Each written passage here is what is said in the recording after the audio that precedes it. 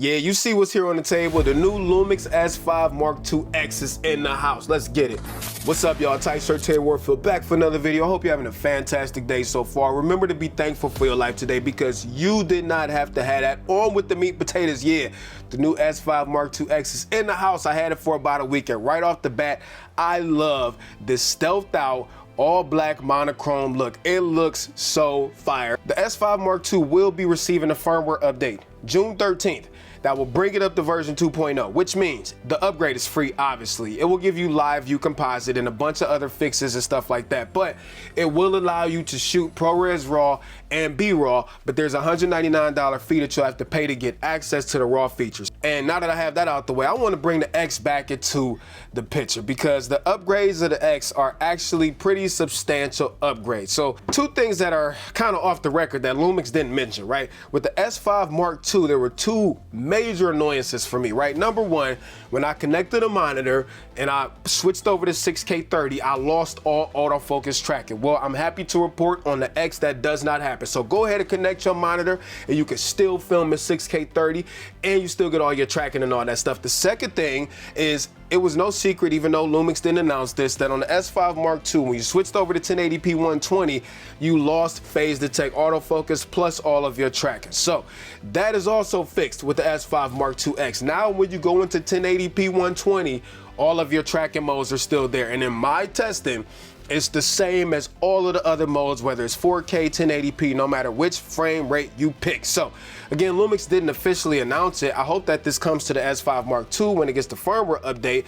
Either they enable phase detect or they tweak contrast detect to a point where I can't freaking tell, okay? Now that I got that out the way, the major highlight to the S5 Mark II X is RAW recorded. So it ships being able to shoot ProRes RAW to Atomos Ninja devices, whether it's a Ninja, Ninja V, Shogun, and Blackmagic RAW if you use a Blackmagic Video Assist tool already activated out the box. There's nothing extra you have to do besides make sure that your Ninja or whatever device you're using has the proper tokens to allow you to shoot RAW from this device. So ProRes RAW, B-RAW, and I had to take some notes. I'm gonna just say this: if you want all of the little nitty gritty, you know, bit rates and etc., you got to go to Jared Undone's video. I told him yesterday that I was gonna be linking his video, so go to his video if you want all the super nerdy stuff. Your boy had to take notes. So anyways, you can shoot RAW and 5.9K and 24-30 frames per second and 16:9, and it is 12-bit RAW. You can shoot crop, so APS-C, RAW recording, 4.1K, 24-30 or 60, 12-bit RAW,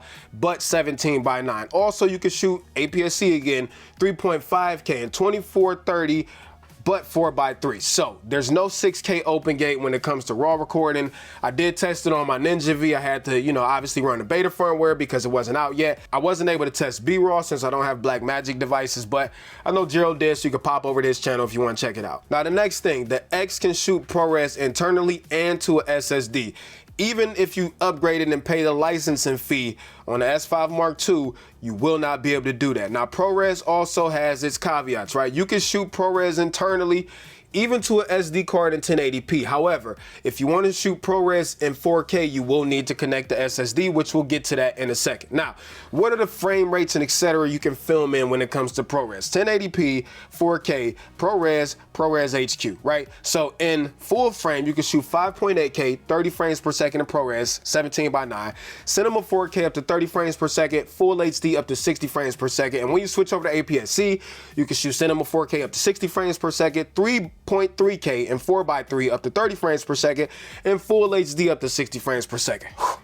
I probably missed some stuff. Lumix has a whole chart on their website because honestly, it's a dizzying array of codecs, etc. that's gonna get even more complex as we go along. And by the way, if I didn't say this, in RAW or ProRes, there is no 6K30 open gate, just so we have that out the way. Again, you can shoot ProRes internally to a SD card shooting in 1080p. If you want to shoot anything 4K, you will need to use a SSD. Now, when it comes to SSD, since we're on the subject, I got a few of them over here. You can record to a SSD. However, not any SSD. First of all, only up to 2 terabytes. Second of all, you need to see the approved list of SSDs on Lumix's website. I'm not going into all that in this video. But third of all, you will need to format the SSD in the camera first. You cannot go format it on your computer and bring it back and think it's going to work. The camera will tell you, nope, you can't do that. You need to format in the camera. Let's talk about intro recording. Now, what I love about obviously Lumix's menus is that they're, you know, kind of intuitive. So they'll tell you, hey, this codec requires an SD card, or this codec requires an SSD. So you can shoot intra options in MOV, no MP4, using an SD card up to 600 megabits per second. You can actually achieve this with a V60, so you don't even need a V90. V90 doesn't even matter in this situation. However, once you switch over to 800 megabits per second, the camera will no longer allow you to shoot intra options unless you connect the SSD. So just keep that in mind. Intra does work up to 800 megabits per second. There is, again, a dizzying array on the chart of codecs, etc., SD cards here, all of that stuff you can get from Lumix's website. Okay, we talked about Live View Composite. I'm not into it, but for you stargazers out there, Live View Composite is shipping with the S5 Mark II X.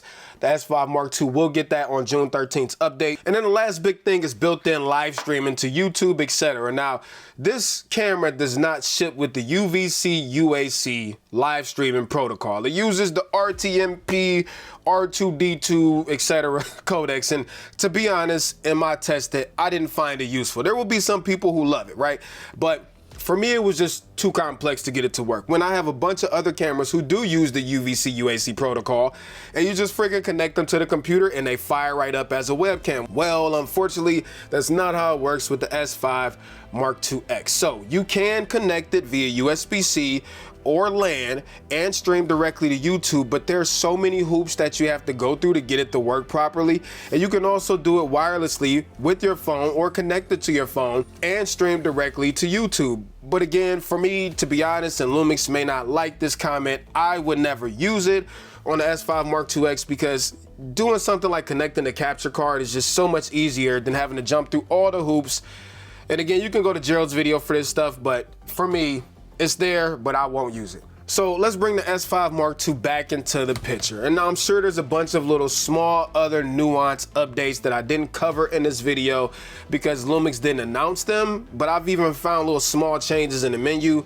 Maybe I'll do a deep dive later, but here's the question now, right? There's a $200 difference between the Lumix S5 Mark II and the S5 Mark II X. If you have a Lumix S5 Mark II, again, there's a $200 upgrade fee to get access to ProRes RAW and B-RAW, but it doesn't give you all of the other updates that the S5 Mark II X is gonna have. So if you are thinking about buying one, in my opinion, for the extra 200 bucks, it's kind of no question which one you should buy, unless you just wanna save $200, you don't plan to use intro recording, RAW recording, you don't care about being able to record to an SSD, you don't plan on shooting ProRes. If that's the case for you, then yeah, save yourself 200 bucks. But if you think you might use even one of those things, just spend the extra 200 bucks to get all the extra stuff built into it. I love what Lumix is doing with these cameras. I can't wait to see what version 2 firmware updates bring in future updates. And yeah, so S5 Mark II and S5 Mark II X, two of the best values in full frame mirrorless out there. Sorry I couldn't do more testing for y'all.